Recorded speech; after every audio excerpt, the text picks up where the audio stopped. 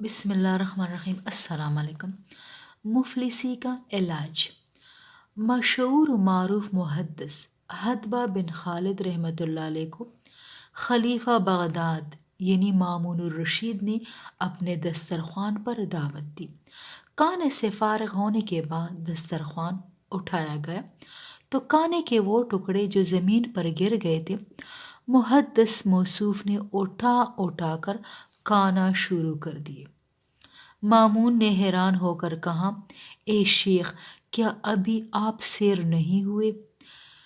آپ نے فرمایا، کیوں نہیں، لیکن مجھ سے حماد بن سلمہ رحمۃ اللہ علیہ نے ایک حدیث بیان فرمائی ہے، اور وہ یہ ہے کہ جو شخص دسترخوان پر گرے ہوئے ٹکڑوں کو چن چن کر کھائے گا وہ مفلسی اور فاقہ کشی سے بے خوف ہو جائے گا۔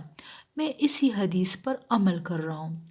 یہ سن کر مامون بہت متاثر ہوا اور اس نے اپنے ایک خادم کی طرف اشارہ کیا اور 1000 دینار رومال میں باندھ کر لایا۔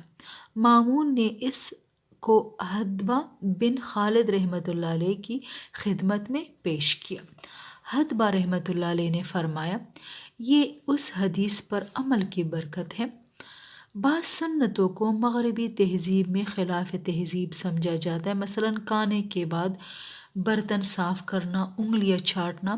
ہمیں چاہیے کہ ان سنتوں پر عمل کرے، کیونکہ ان مقدس سنتوں پر عمل کرنے سے صرف آخرت ہی کا فائدہ نہیں ہوگا، اللہ تعالیٰ ان کو دنیاوی نفع کا ذریعہ بھی بنا دیتے ہیں۔ اللہ حافظ۔